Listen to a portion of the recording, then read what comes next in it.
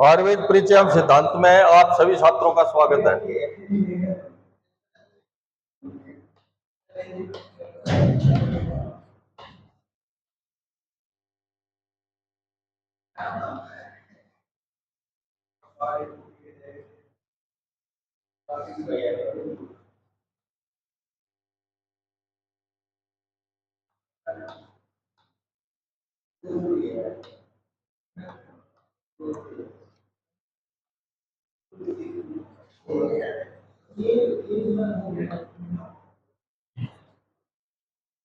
आज का अपना टॉपिक रहेगा मन। मन पृष्ठ संख्या है 170। मन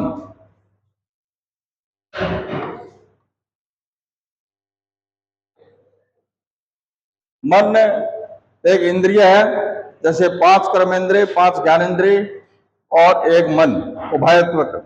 ठीक है, तो मन के बारे में अपने जानेंगे भी क्या है ये मन।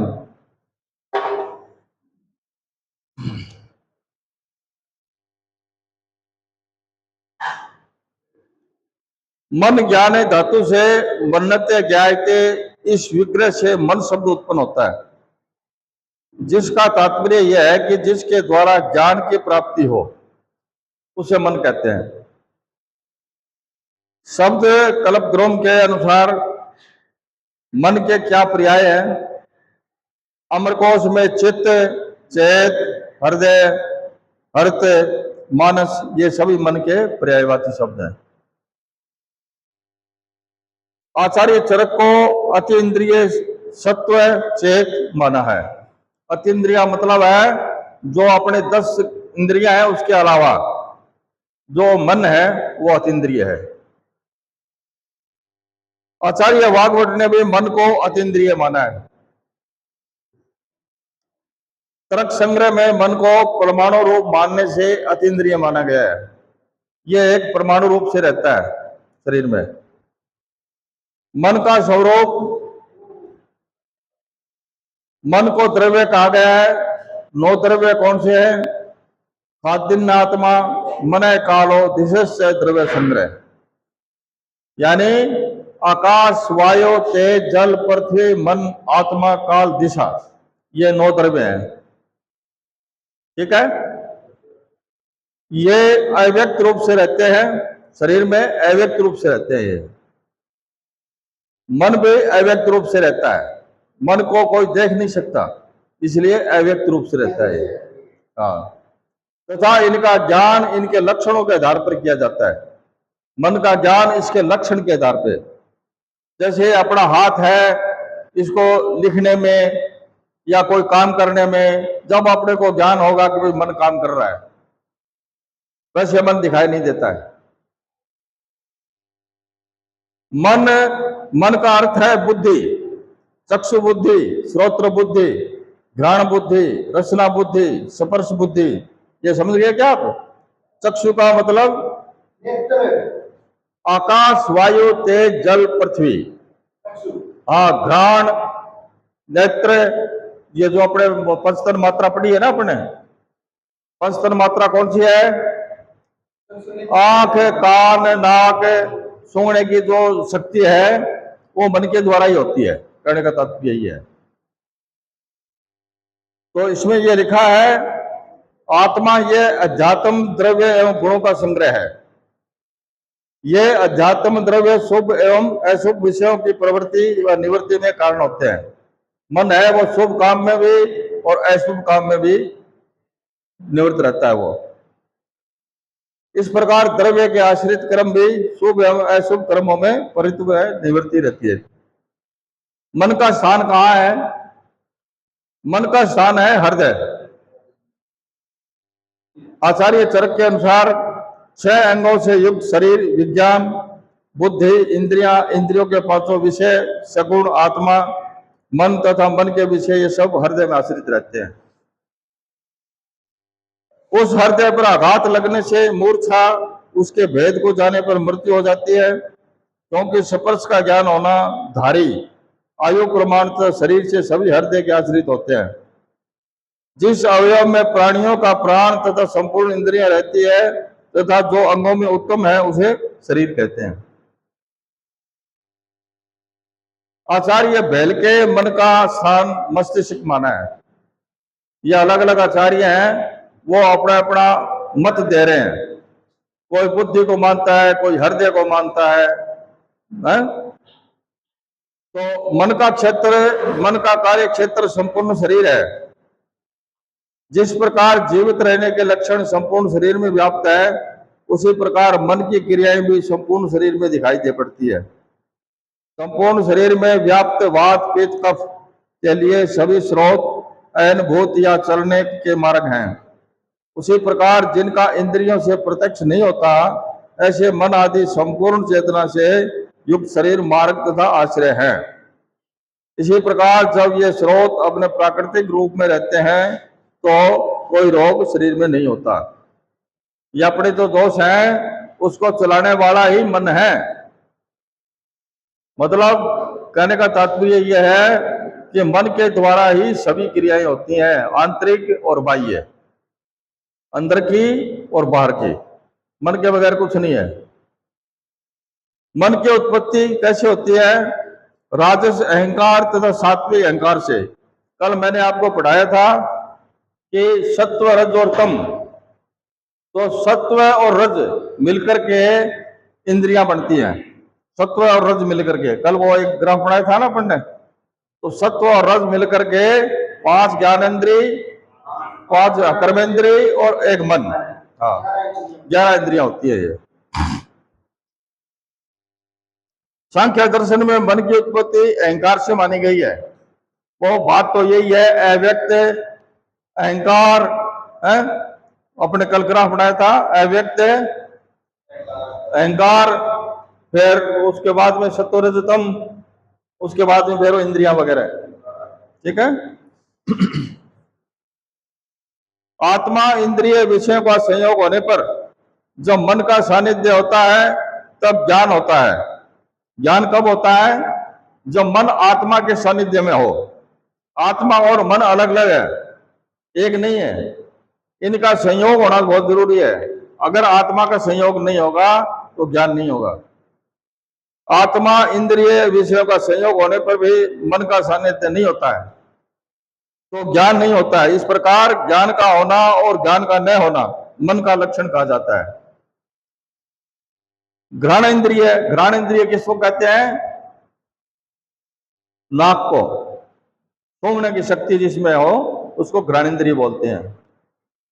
घ्राण इंद्रिय आदि 5 ज्ञान इंद्रियों का उनके विषय गंध आदि से संबंध रहते हुए एक साथ अनेक ज्ञान उत्पन्न नहीं होते, बल्कि जिस इंद्रिय विषय के साथ मन का सन्निकृष्ट होता है वही ज्ञान उत्पन्न होता है। कहने का तात्पर्य यह है कि मन एक विषय पर जाएगा तो उसी विषय का ज्ञान होगा, नहीं कि दूसरे विषय का। ठीक है नहीं? मन की बात है। जैसे आप पढ़ रहे हो तो आपका मन पढ़ाई में ही है, न कि दूसरी जगह। तो ये मन का ज्ञान है ये। इसी को वैशेषिक दर्शन में इस प्रकार कहा गया है कि आत्मा इंद्रिय और इंद्रियार्थ। इंद्रियार्थ क्या है? कि अपने इंद्रिय को ग्रहण करने वाली वस्तु को इंद्रियार्थ बोलते हैं। जैसे ये डस्टर है, अपना मन है, वो हाथ पे गया, हाथ ने उस डस्टर को उठाया, तो ज्ञान किसके द्वारा हुआ? मन के द्वारा। इसमें कई मतलब आचार्य ने कहा कि बुद्धि ही मन है, तो बुद्धि मन एक ही बात है। अपने बुद्धि ये डस्टर की तरफ गया, अपने उठाया इसको, लेकिन वो चेतना कहां से आई? आत्मा से। आत्मा ने मन को कहा कि तू डस्टर उठा। आत्मा ने मन को कहा कि डस्टर को उठा। तो इसलिए इसमें एक श्लोक है, आत्मा मनसा संयुजते मनस्य इंद्रिय इंद्रियाणि विषय भ्यस्ततो ज्ञानम प्रजायते। यानी आत्मा मन और इंद्रिय का संयोग ही ज्ञान है, उसके द्वारा ही ज्ञान होता है। आत्मा इंद्रिय व इंद्रियार्थ के सन्निष्कर्ष होने पर ज्ञान का होना या न होना मन का लक्षण है। तर्क संग्रह में सुख दुख के साधन प्राप्त करने वाली इंद्रियां मन को कहा गया है। मन को एक मन के गुण कितने हैं? अणुत्व और एकत्व। मन के गुण है अणुत्व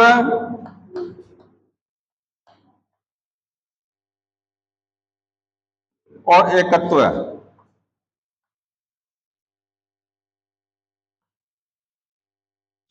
मतलब अणुत्व का मतलब होता है कि ये अणुरूप में रहता है, अपने को दिखाई नहीं देता, इसको अणुत्व कहा गया है। एकत्व का मतलब होता है कि एक समय में एक ही चीज का ज्ञान होगा, वो एकत्व है।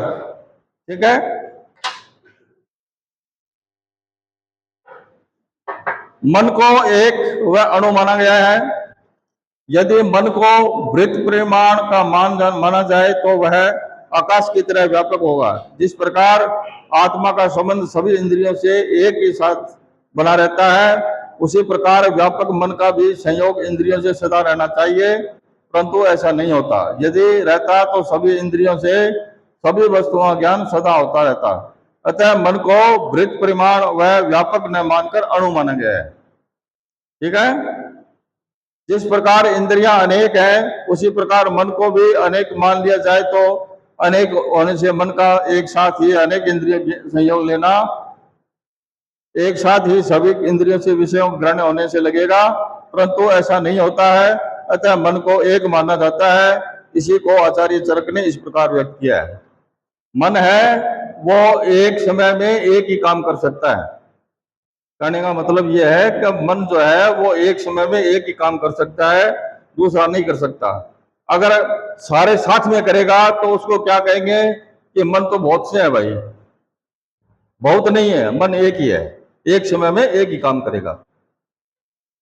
जिस प्रकार इंद्रियां अनेक है, उसी प्रकार मन को भी अनेक मान लिया जाए तो अनेक होने से मन एक साथ अनेक इंद्रियों से संयोग कर लेगा तथा एक साथ ही सभी इंद्रियों को विषयों का ग्रहण करने लगेगा, परंतु ऐसा नहीं होता है। अतः मन को एक माना है। इसी को आचार्य चरक ने इस प्रकार व्यक्त किया है। एक पुरुष में मन यद्यपि अपने चिंत्य उय्य आदि भिन्न भिन्न विषयों से, चक्षु आदि इंद्रियों के नाना रूपादि विषयों से, संकल्पों से, सत्व रज और तम इन गुणों से अनेक सा दिखाई देता है, फिर भी यह तात्विक दृष्टि से एक ही है तथा अणु भी है, क्योंकि अणु एक तथा एक होने से ही वह एक समय में अनेक विषय को एक साथ ग्रहण नहीं करता। इसी प्रकार चक्षु आदि सभी इंद्रियां एक समय में ही अपने अपने विषय को एक साथ ग्रहण नहीं कर पाती। भाई आंखें हैं, एक समय में एक ही चीज ग्रहण करेगी। ठीक है। हाँ, इसलिए इसको एकत्व बोलते हैं। कि जैसे अपने दो भाग किया ना, अणुत्व है और एकत्व है, कि मन है वो एक समय में एक ही कार्य करेगा, इसलिए एकत्व बोलते हैं उसको। अणुत्व का मतलब है ये अपने को दिखाई नहीं देता है, चेतनता रहती है। ठीक है।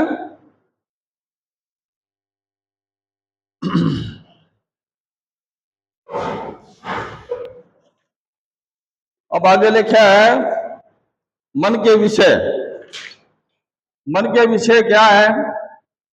चिंत्य, विचार्य, उय्य, ध्येय, संकल्प तथा अन्य जो भी सुख दुख आदि विषय मन द्वारा जाने जाते हैं, वे सभी मन के विषय हैं। मतलब चिंत्य चिंतन करना, विचार करना, उय्य माने उसको कोई चीज का आभास करना, ध्येय, संकल्प, अन्य जो भी सुख दुख आदि विषय मन में होते हैं वो मन के द्वारा ही होते हैं। चिंत्य मन द्वारा चिंतन किए जाने वाले विषय को चिंत्य कहते हैं तथा यह कार्य करने योग्य या नहीं है। विचार्य तर्क वितर्क द्वारा यह कार्य करने से लाभ होगा या हानि होगी ऐसा विषय विचार करता है। उय्य मतलब संभावना द्वारा किए जाने वाले कार्य के विषय को उय्य कहते हैं। यथा यह कार्य इस प्रकार होगा। ठीक है। अलग अलग वर्णन दिए इसमें। ध्येय एकाग्र मन से किसी विषय का ध्यान किया जाना ध्येय कहा जाता है। संकल्प यह वस्तु गुण युक्त है, दोष युक्त है, इसका निर्णय करना संकल्प कहा जाता है। यह चीजें पढ़ने की है, थोड़ा पढ़ना। मन की क्रियाशीलता आत्मा द्वारा सभी प्राणियों में चेतना आती है, अतः आत्मा का क्रियावान होना चाहिए, किंतु आत्मा के विभु होने से उसमें क्रिया नहीं होती। मन ही निरंतर गति करता है। इसकी यह गति मृत्यु व शरीर धारण करने पर जागृत स्वप्नावस्था तथा सुषुप्ति अवस्था में भी होती है। यह मन है ना, ये जागृत अवस्था में, स्वप्न अवस्था में और सुषुप्ति अवस्था में, सोने के बाद भी मन है वो चलायमान रहता है। मन कभी सोता नहीं है। हाँ, मन कभी सोता नहीं है, मन चलता ही रहता है। इसकी गति वह अनेक विषयों को ग्रहण करता है। अब रात को स्वप्न आते हैं तो वो मन के द्वारा ही आते हैं। निंद्रा के अंदर अपन सोते हैं तो मन अपना चलता ही रहता है, कभी बंद नहीं होता। मन चेतन है, क्रिया करने वाला है, आत्मा चेतना देने वाला है। आत्मा है उसको चेतन देता है। उस विभु आत्मा का जब मन से संयोग होता है तब उसकी क्रियाएं कहलाती है। आत्मा से जब मन संयोग होता है तभी वो मतलब क्या कहते हैं, चेतन युक्त होता है। आत्मा बगैर कुछ नहीं है। आत्मा चेतन है इसलिए कर्ता कहा जाता है। क्रिया करने वाला भी मन अचेतन होने से कर्ता नहीं कहा जाता। मन जो है चेतन होने पर भी कर्ता नहीं कहा जाता, क्योंकि आत्मा होगी तभी कर्ता कहलाएगा। इंद्रियों में अधिष्ठित होकर उसका संचालन करना, स्वयं अपने को अपने से ही अहित विषय रोकना, ऊह्य तथा विचार करना मन के कार्य हैं। इसके बाद बुद्धि प्रवृत्त होती है। मन के साथ इंद्रियां अपने अपने विषय को ग्रहण करती है। मन के साथ इंद्रियां अपने अपने विषय को ग्रहण करती है। इसके बाद मन संकल्प करता है कि यह वस्तु गुण युक्त है या दोष युक्त है। इस विषय में जो बुद्धि निश्चयात्मक होती है उसी के अनुसार बुद्धि पूर्वक कुछ कहने में या कार्य करने में मनुष्य समर्थ होता है। मन के दोषों के आधार पर मन को सात्विक, राजसिक और तामसिक, ठीक है, कहा जाता है। सत्व गुण की प्रधानता होने से मन को दोष रहित रहता है, अतः रज और तम से मन के दो दोष कहे गए हैं। भाई सत्व होता है तब तो कोई दोष है नहीं मन का, और रज और तम ये क्या है कि विकार है, तो इसलिए मन विकार हो जाता है रज और तम में। तो ये मन का चैप्टर आज का पूरा हो गया। कल अपन पढ़ेंगे आत्मा।